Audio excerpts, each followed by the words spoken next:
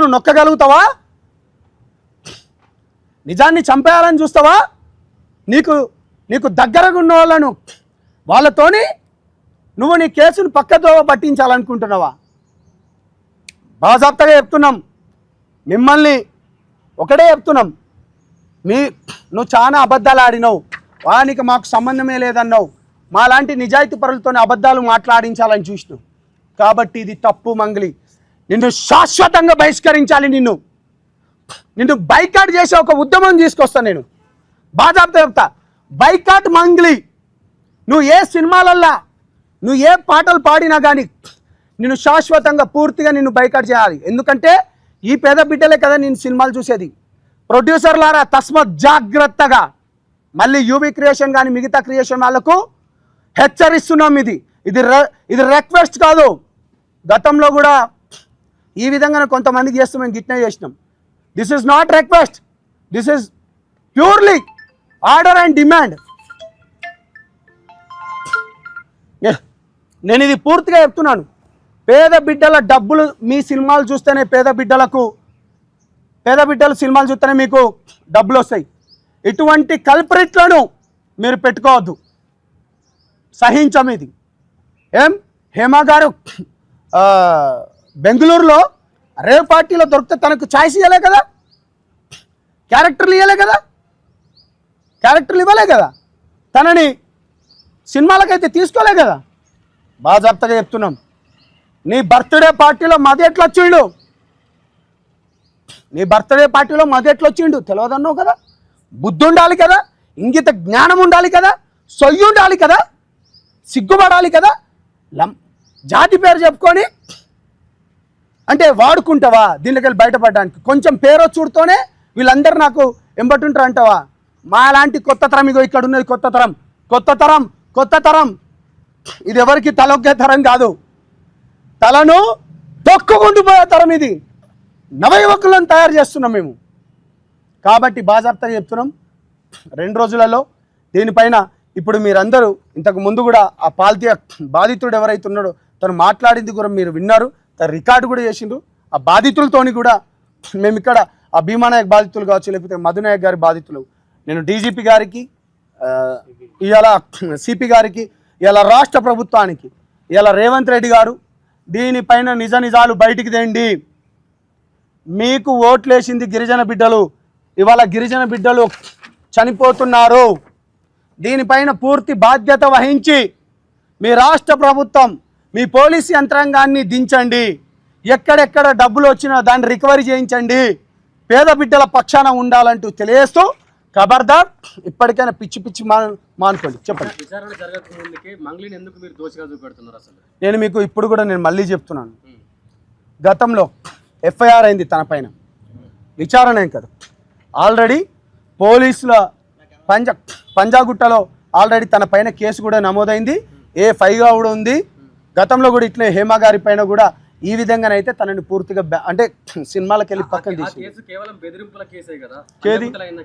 ఏది ఆ బెదిరింపులు ఎక్కడికి వెళ్ళి స్టార్ట్ అయింది?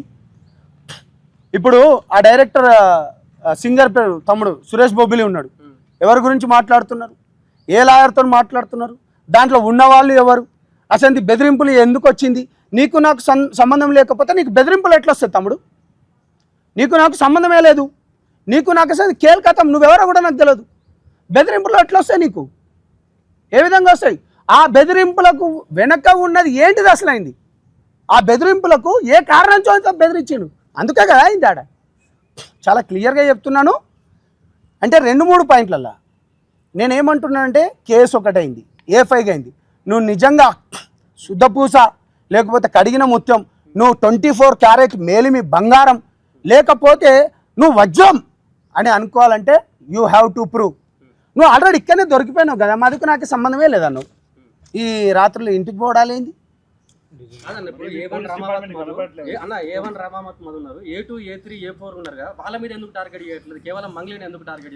పేరు వచ్చింది, ఏ కాస్ట్తో పేరు వచ్చింది? బంజారా పాటలు నువ్వు బంజారా డ్రెస్ చేసుకొని వచ్చినావు, యాడీ బాపు భీయా అనుకుంటా మా పేర్లను వాడుకున్నావు, మా కమ్యూనిటీని వాడుకున్నావు. తెలంగాణ ఉద్యమం అయ్యేటప్పుడు కూడా నేను హక్కునే చేర్చుకున్నాం. ఇవాళ మోసపోయింది మొత్తం ఎవరు? ఇవాళ చనిపోయిన ఈ బిడ్డలు ఎవరు, ఏ కమ్యూనిటీ, ఎందుకు టార్గెట్ చేయొద్దు? ఈ బిడ్డలే కదా నీ పాటలను చూస్తే, ఈ బిడ్డలే కదా నీ పాటలను లైక్ చేస్తే, ఈ బిడ్డలే కదా నీకు ఏది మన షేర్లు కొడితే, మా బాయ్, మా బంజారా బిడ్డ, మా వేషం, మా వేషద్వారాన్ని అనుకున్న, అందుకనే కదా మిమ్మల్ని ఎందుకు నీకు మమ్మల్ని వాడుకొని వచ్చినావు అంటే నీకు కొంచెం ఫేమస్ వచ్చుడుతోనే వీడెవడో తెలియదంటావు, ఇక్కడ ఉన్నాడు ఈ మధ్య ఎవరో తెలియదంటావు. మళ్ళీ ఈ పాటలు పాడుకోవడానికి మేము కావాలి, మా డబ్బులు కావాలి, మళ్ళీ ఇవన్నీ చేస్తుంటావు. బాజాప్తగా చెప్తున్నాం, దోషులు బయటికి రావాలి, డబ్బులు అందరూ బయటకు రావాలి. నువ్వు ఎవరివైనా కా చెప్పండి.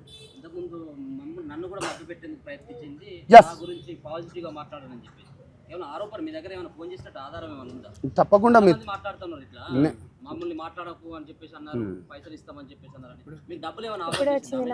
ఇగో ప్రెస్ మీట్ లో ఉంటే ఇప్పుడే వచ్చినాయి మంగ్లీ అక్క, నాది కూడా చూపిస్తా. ఎంత దరిద్రం ఇది. ఒకసారి మాట్లాడండి. లేదు లిఫ్ట్ చేయండి అట, అంటే కాల్ చేయండి. యా కాల్ చేయండి. మీరు మాట్లాడండి. హలో చెప్పండి అక్క.